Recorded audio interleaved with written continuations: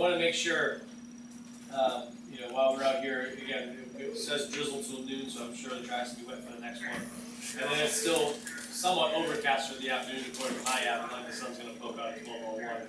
We're going to be styling, you know, by 12:30 because we need sunshine and we need momentum with some wind. So you guys will dry it out, and all the other sessions will continue to dry it out while we're riding. So, you know, keep that in the back of your mind. It will be, even if it's not misting on your shield, it's still wet on the ground and it's chilly. So you want to be careful throughout the sessions, throughout the day. During the track walk, we talked about, you know, reference points. We talked about the reference points of, you know, the sign number 4, 3, 2, 1, those number boards and the chain link fence. Everybody's kind of seen that? Yeah, good.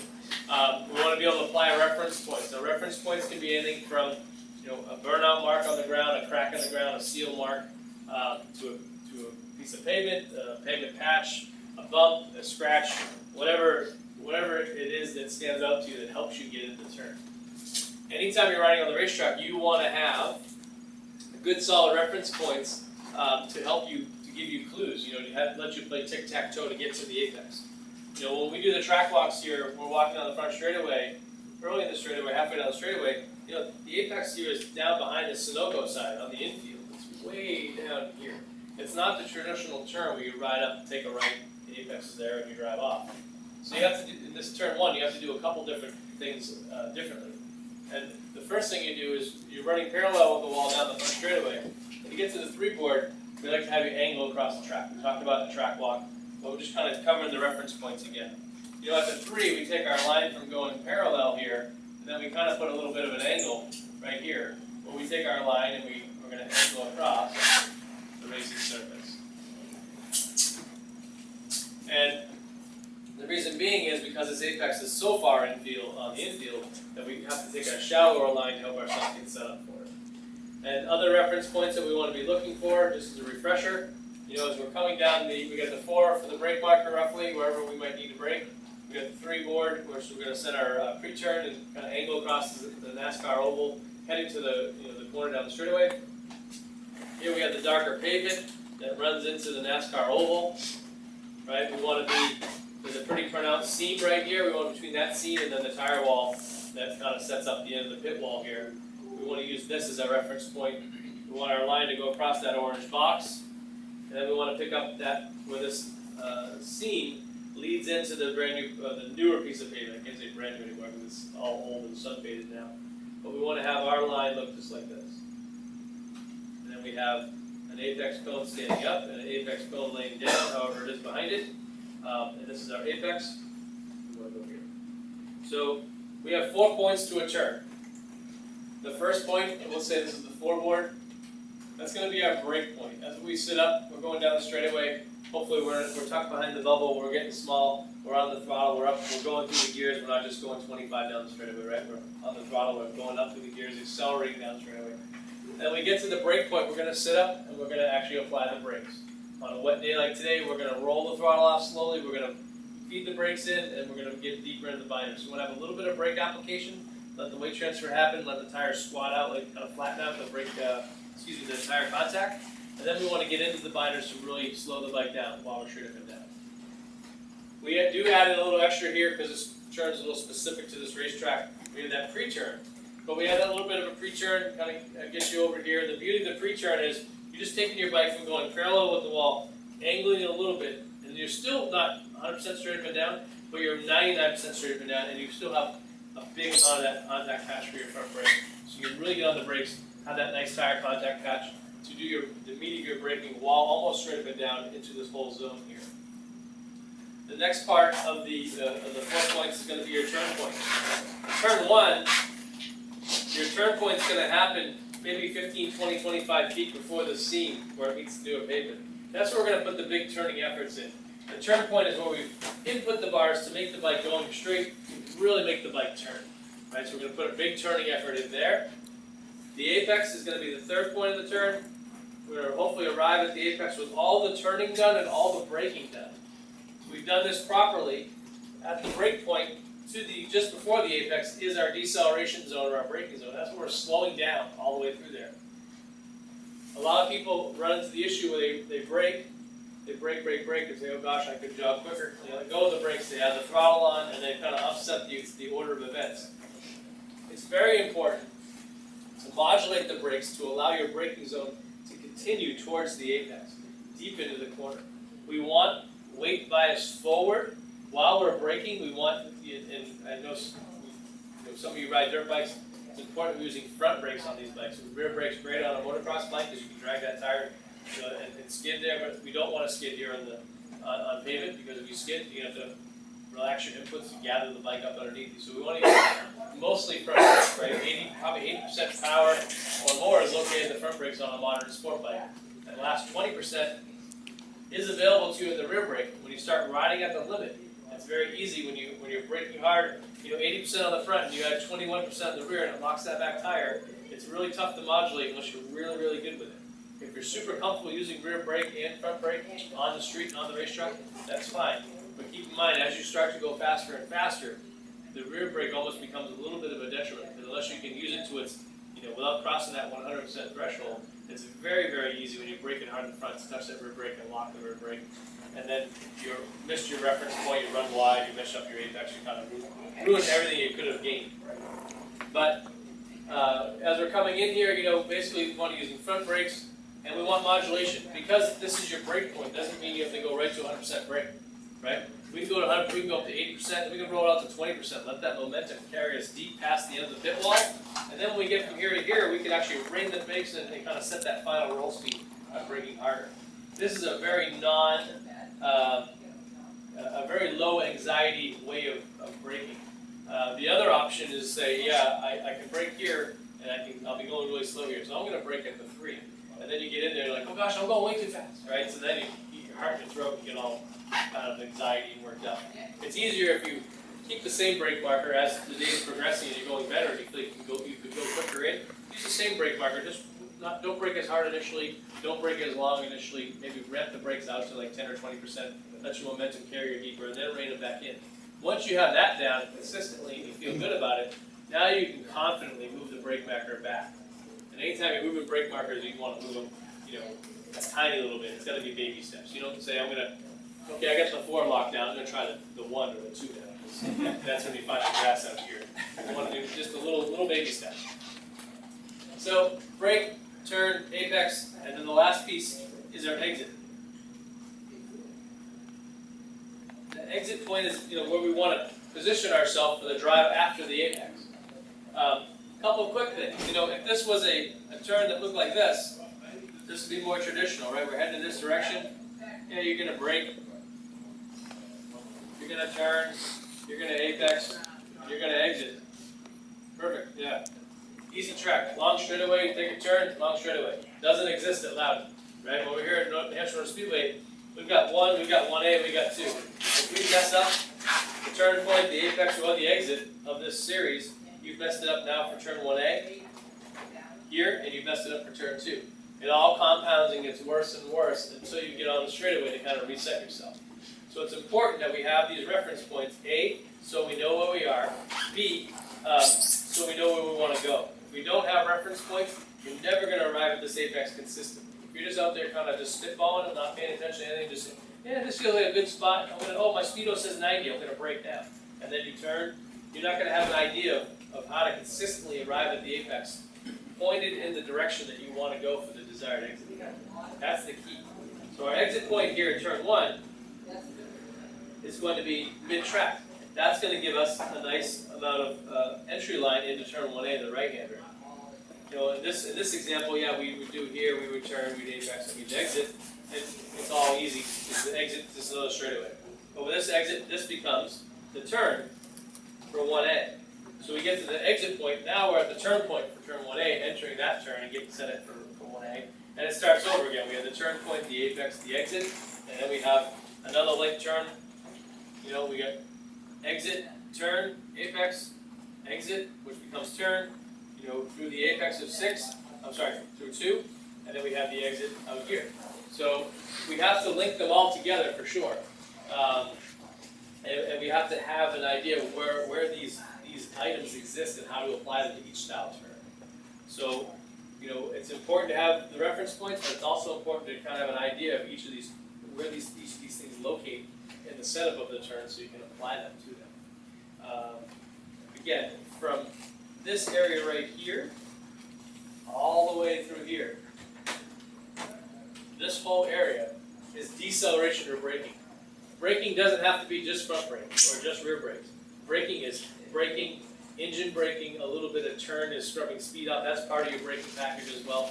But when I'm coming down the front straightaway here, and I sit up and grab the brakes at my brake marker, and I make my first downshift, I want my braking to extend all the way to just before the apex, if I can do it, right?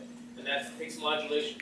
So just like riding on the street, when you first got your bike and you were learning how to ride, you'd come to a stoplight, you'd grab the brakes, right?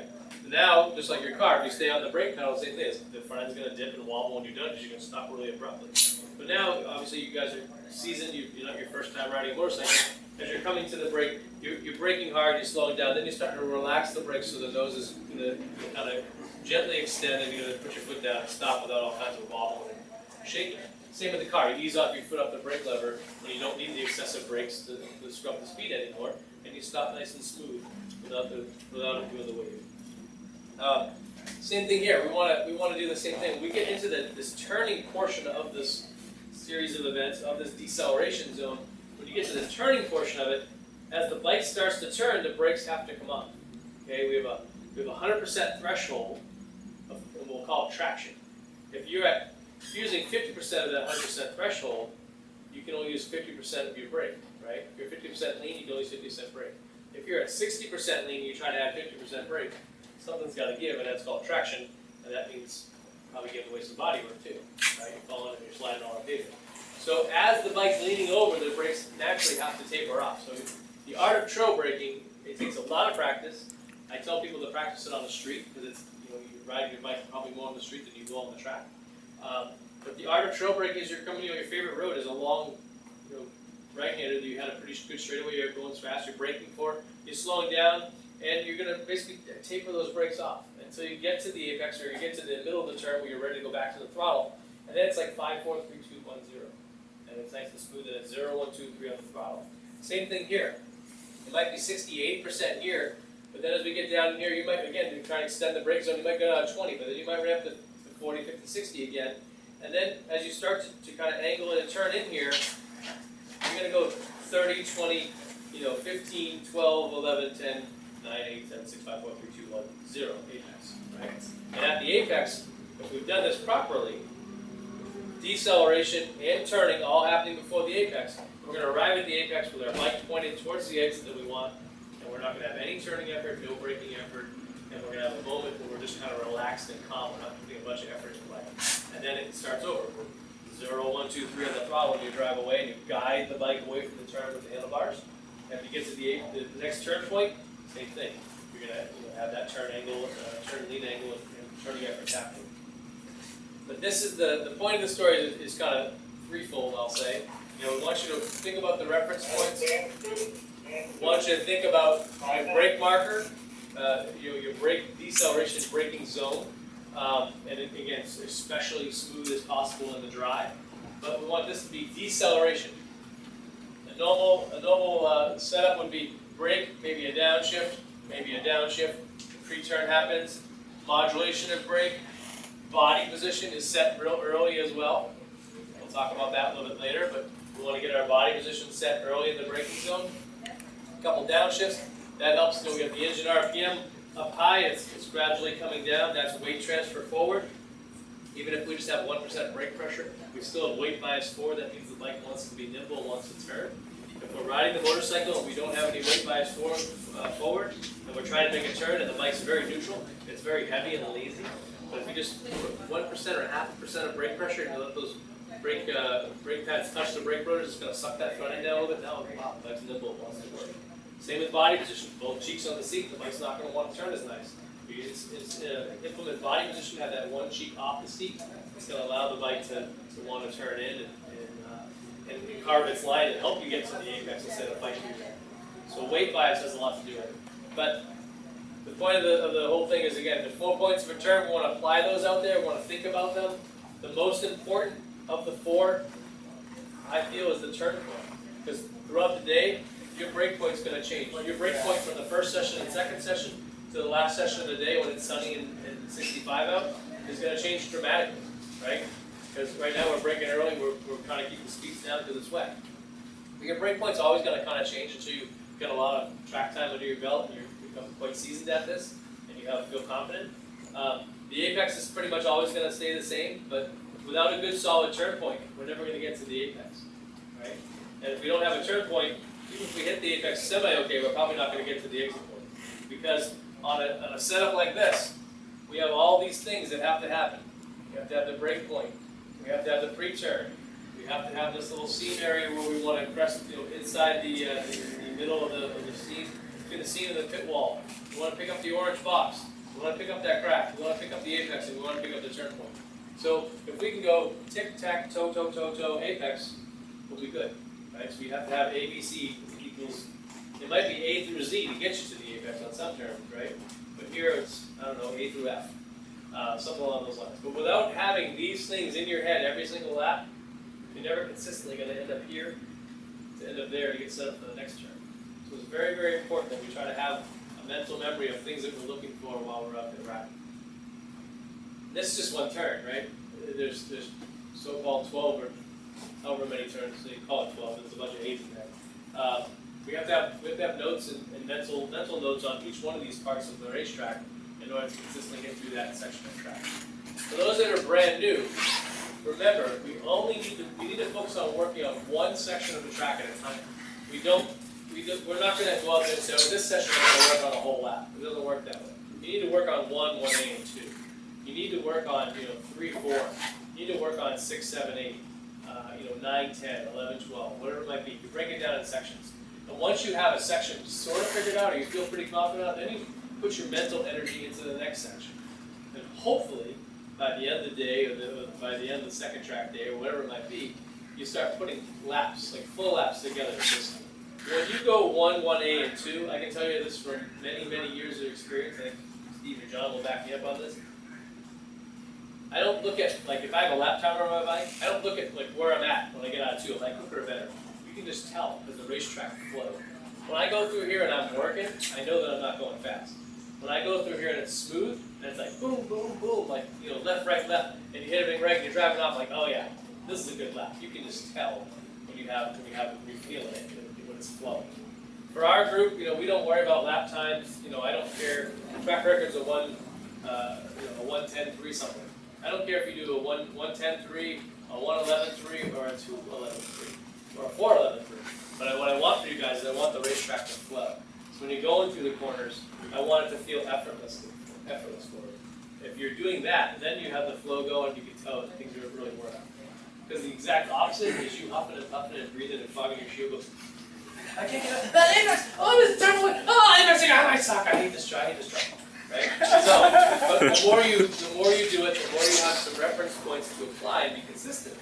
Now you can go out there and apply them, and you can do it with confidence. And you can do it at a lower anxiety level and more confidence. The whole part of riding on the racetrack is confidence.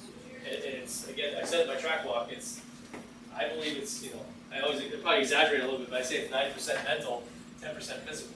There's definitely a physical aspect to riding a motorcycle on the racetrack and doing track days.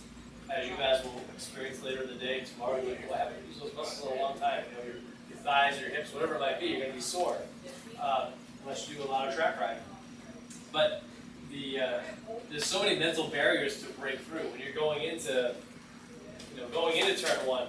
You get in there, just a split second deeper than you normally do, and your heart jumps in your throat, and you're like, oh God, I'm not making it. And then you look to where you're going to go, you put your eyes where you want to go, and you make it to the turn. The next lap, that shouldn't come from nothing. Sometimes you have to scare yourself a little tiny bit, baby steps, and then that becomes your confidence for sure. You downshift before the pre-turn, or wouldn't you downshift after? It all depends on your bike and your gearing, right? So for myself, I brake after the pre-turn, and when I do the brake, pre-turn, I do the brakes, and I do the downshift right away. My bike has a slip and clutch. I don't like beating the bag out of it because it's a race bike. Some of you guys are riding your street bikes, you probably don't want to do that, unfriendly to them. So it really depends on your bike. But I guess the key takeaway of that is you want to get the bike in the proper gear as soon as it's possible.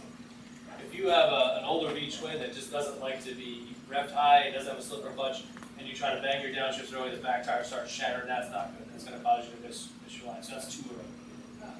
But the goal would be not to do the downshifts right here, right? Because we don't want to do downshifts and then body position here. That's going to cause us to miss our turn point, miss our apex. The goal would be, you have to decide for your motorcycle. But yeah, if you're braking at the 4 and you pre-turn, you're at the 4 board and it's at the rev limiter, right? You probably don't need a downshift right then. But you can get past, brake a little bit, get the engine RPMs down, make your first downshift. Again, if you don't have a slipper clutch, you can wait a little while, make your second downshift. If you need one, some people need one downshift, some people don't need any downshifts because they just pull the limiter. So it depends. My bike, I have it set up for this racetrack. I use 5th gear down the straightaway. I never touch 6th. I hit just about the rev limiter at the 4 board, basically, in 5th gear because I have it, one down in the front, couple up in the rear. But it's geared for this racetrack. If I go to a different track, I break up the sprockets and I start playing with gearing and try to set that up. If you go to big tracks, you run 6th gear. Small tracks, you don't have to run 6th gear. So the long and short of it all is, you have to put the gearing, the downshift that we need to. You might be running 4th down the straightaway and you want to be in 3rd in turn 1. That's fine, just make one downshift. But you want to get it early so that way the engine is part of your braking package. If we do the downshift really late, like you were at 10,000 at the brake point and you held the brakes all the way down, it's at 3,000. When you make that downshift, it's not going to be giving you any decel. But if you made that downshift at, you're at 10,000 when you get to the brake point, you let it get down to 6, you backshift it, it goes up to 8, having that engine whine and engine decel as part of your brakes. Unless you're not, it does 2 things. It actually keeps the chain tight, so it has tension in the chain and it allows the back wheel to be stable. But it also gives you that engine decel, which is basically braking factor.